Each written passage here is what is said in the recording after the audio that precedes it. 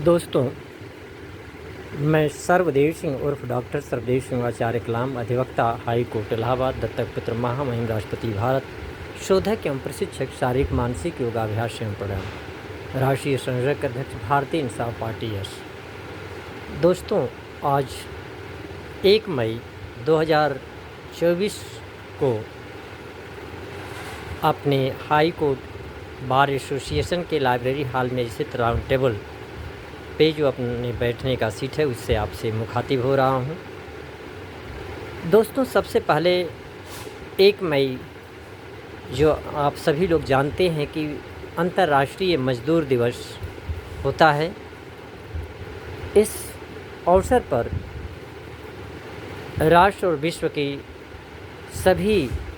मजदूरों एवं तमाम मजदूरों की स्थिति से निकले हुए और अपने जीवन के उच्च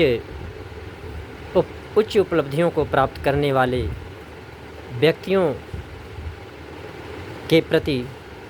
शुभकामनाएं ज्ञापित करता हूं। और इस अवसर पर हम कुछ बातें, कुछ बिंदु पे प्रकाश डालना चाहते हैं जिनके इम्प्लीमेंटेशन से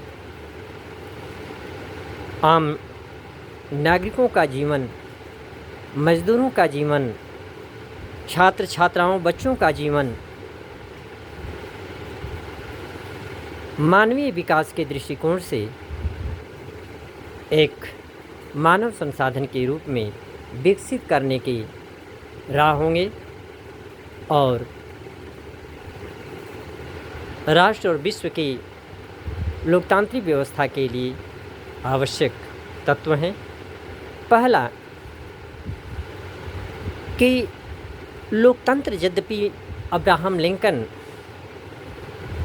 को जन्मदाता लोकतंत्र का माना जाता है और ये डिफिनेशन दिया गया कि democracy by the people, of the people and for the people. किंतु वर्तमान समय में लोकतांत्रिक इस सिद्धांत का अनुपालन करके हमारे राष्ट्र और विश्व के तमाम राष्ट्रों में लोकतंत्र की स्थापना हुई है। लेकिन मित्रों, आज लोकतंत्र को पूंजीवादी व्यवस्था, पूंजीवादी तंत्रों ने दबा करके मुट्ठी भर लोगों में सिकोड़ कर रख दिया है। कहने के लिए रह गया है कि राष्ट्र की संप्रभुता तो लोगों में निहित की गई है, इसलिए केवल निहित की गई है कि वो संवैधानिक विधि व्यवस्था के तहत उन मुट्ठी भर लोगों के हित में मतदान कर सकें, उनको शासन प्रशासन में बैठा सकें। तो इस जो अब्राहम लिंकन ने लोकतांत्रिक व्यवस्था को स्थापित करने का प्रयास किए जन्मदाता हैं, उनके अगर लोकतंत्र की स्थापना को वर्तमान समय में साकार रूप देना होगा तो ये आवश्यक है कि निःशुल्क नामांकन प्रचार प्रसार की व्यवस्था को सुनिश्चित किया जाए। ऐसी व्यवस्था बनाया जाए। किसी भी क्षेत्र से प्रत्याशियों की संख्या को सीमित करना है तो उनके लिए शिक्षा स्तर निर्धारित किया जाए। स्क्रीनिंग टेस्ट हो जिससे सीमित और योग्यतम प्रत्याशी उस क्षेत्र की जनता के समक्ष आ सकें और उन योग्यतम प्रत्याशियों में से भी आम जनता अपने जनप्रतिनिधि चुन सके। ये एक ऐसी व्यवस्था होगी, ज़रूरत हो तो हम किसी टाटा, बिरला, डालमिया या अन्य पूंजीपतियों के हाथों के लोकतंत्र को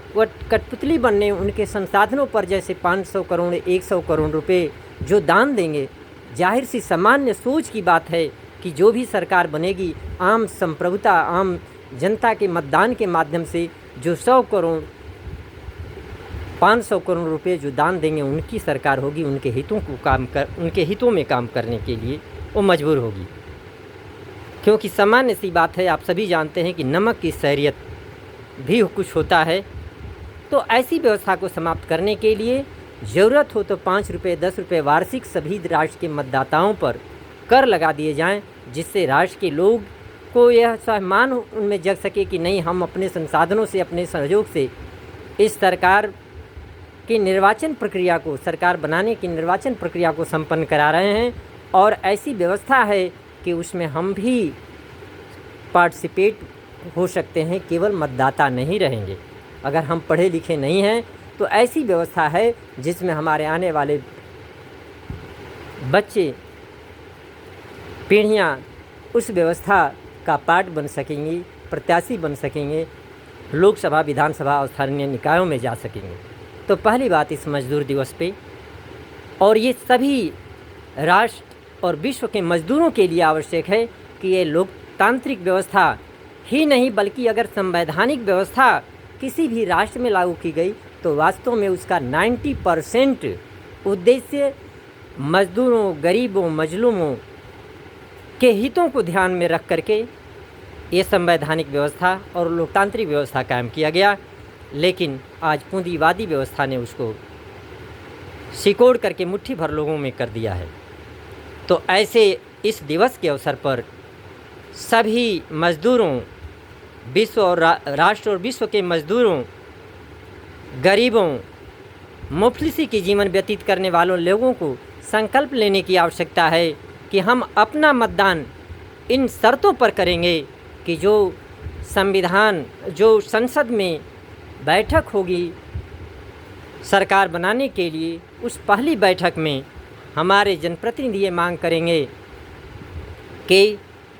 राष्ट्र में निःशुल्क नामांकन प्रचार प्रसार की व्यवस्था हो, जिससे और किसी भी तरीके के भ्रष्टाचारपूर्ण स्थितियों को रोकने की व्यवस्था हो। कोई अगर पैसे रुपए बांट करके, खरीद करके, फरोख्त करके अगर मतदान अपने पक्ष में कराने के प्रयास करता है, तत्काल उसी वीडियो वायरल के अवसर पे उसका प्रत्याशी नामांकन निरस्तीकरण की घोषणा या स्वयमेव निरस्त हो जाएगा। उस वीडियो वायरल के माध्यम से ऐसी व्यवस्थाएं हों। ये सभी और ये संपर्क उन अपने जनप्रतिनिधियों के समक्ष ये शर्त रखने के साथ ही ये भी कहना होगा, अगर नहीं उठाएंगे तो हम अपने बैठकों में आपके स्वागत समारोह में आपके स्वागत समारोह को समापन समारोह में भी बदल देंगे। दूसरी बात, बच्चों के दाखिला के साथ ही नियोजन नीति घोषित हो एवं जीवन सुरक्षा निधि संचित हो, जिससे अमीर गरीब सभी कास्ट कौम के बच्चों को समान रूप से शिक्षित करने की व्यवस्था हो सके। जिन परिवारों के पास संसाधन हो, अपने बच्चों को अपने घरों से स्कूलों के, विद्यालयों के पाठ्य पुस्तकों और ड्रेसों के माध्यम से भेज सकते हैं, वो स्वतंत्र होंगे अपने घरों से। लेकिन जिन परिवारों की बच्चों के पास ऐसे संसाधन नहीं है कि संतुलित भोजन, कपड़े, पाठ्य पुस्तक एवं यथोचित आवासीय व्यवस्था व इन्वायरमेंट, वातावरण नहीं है, तो उनके लिए आवासीय व्यवस्था के तहत पौष्टिक आहार, पोशाक एवं पाठ्य पुस्तकों के साथ उनके पढ़ने लिखने की व्यवस्था हो। ये दूसरी बात है। तीसरी बात न्यायपालिका से संबंधित है, उसमें सुधार संबंधित है, जो राष्ट्र का महत्वपूर्ण अंग है। हम किसी दुर्भावना और कोर्ट कचहरी और किसी पे कमेंट करने के उद्देश्य से नहीं, बल्कि इस उद्देश्य से कि हमारे राष्ट्र के आवश्यक, जो एक तरीके से राष्ट्र के सभी सुधारों और सभी अनियमितताओं को रिडेशल स्थिति में ले आना, पनिशमेंट देना, ये हमारा न्यायपालिका का दायित्व है। तो उसमें स्वतंत्रता से लेकर के किसी भी राष्ट्र, अपने राष्ट्र से लेकर के किसी भी राष्ट्र के न्यायपालिका के संदर्भ में कह रहा हूँ कि इतने लैंडमार्क जजमेंट राष्ट्र के स्टैट्यूटरी फंडामेंटल लॉ और स्टैट्यूटरी लीगल प्रोविजंस के अंतर्गत दिए जा चुके हैं, जिससे कि विभिन्न तरीके के ऑफेंसेस, विभिन्न तरीके के मुकदमे, सिविल, क्रिमिनल, मैट्रिमोनियल से ले तमाम तरीके के मुकदमे पे सैकड़ों मुकदमों को क्लासिफाई किया जा सकता है। और उस क्लासिफिकेशन से हमारे जो फंडामेंटल लॉ है, संविधान, उसके आर्टिकल 141 और अनुच्छेद 144, जो कि बाइंडिंग स्थिति सबऑर्डिनेट और कोर्टों और सभी सिविल जुडिशियल ऑफिशियल पे किया गया है, उसका अनुपालन करने का दायित्व रखा गया है, तो उससे उस क्लासिफिकेशन से स्वयमेव बंधे हों कि उस क्लासिफिकेशन जो लैंडमार्क जजमेंट हैं हमारे, अगर सिमिलर नेचर के मैटर हैं तो हमारा निर्णय उससे डेविएट होगा तो स्वयमेव वो कोर्ट, वो जज, वह न्यायिक अधिकारी उस लैंडमार्क जजमेंट से डेविएशन के वजह से उत्तरदायी होगा। जो भी पनिशमेंट की व्यवस्था हो उसके अकॉर्डिंग में पनिशमेंट की भी व्यवस्था करने की ज़रूरत है, क्योंकि अगर वर्तमान एविडेंस एक्ट में कहा गया है या आईपीसी में कहा गया है तो किसी जज की उन्मुक्तता के संदर्भ में इतना ही बात कहा गया है एक्टिंग जुडिशियली। तो एक्टिंग जुडिशियली वह बहुत ही बारीक पॉइंट है, बारीक लाइन है, बहुत ही पतला लाइन है, जिससे कि एक्टिंग जुडिशियली उसका रिफ्लेक्ट होगा कि एक्टिंग जुडिशियली उसका एक्ट है या मैलाफाइडली एक्ट है या इंटेंशनली एक्ट है या अबेटमेंटल एक्ट है। तो इन 3 बातों के साथ मैं आज मज़दूर दिवस पे सभी मज़दूरों, सभी ऐसे नागरिकों जो मज़दूरों की ज़िंदगी से उभरे हैं, सभी न्यायिक प्रशासनिक अधिकारियों, पुलिस अधिकारियों से अनुरोध करना चाहूँगा कि इन स्थितियों को पैदा करने के लिए जो बेसिक हैं, शिक्षा से लेकर के हमारे निर्वाचन से लेकर के न्यायपालिका तक, उनके बेटरमेंट के लिए एक माहौल बनाएं, साथ सहयोग करें। मैं गाजीपुर संसदीय क्षेत्र से सामान्य निर्वाचन लोकसभा 2024 के लिए निर्दल प्रत्याशी के रूप में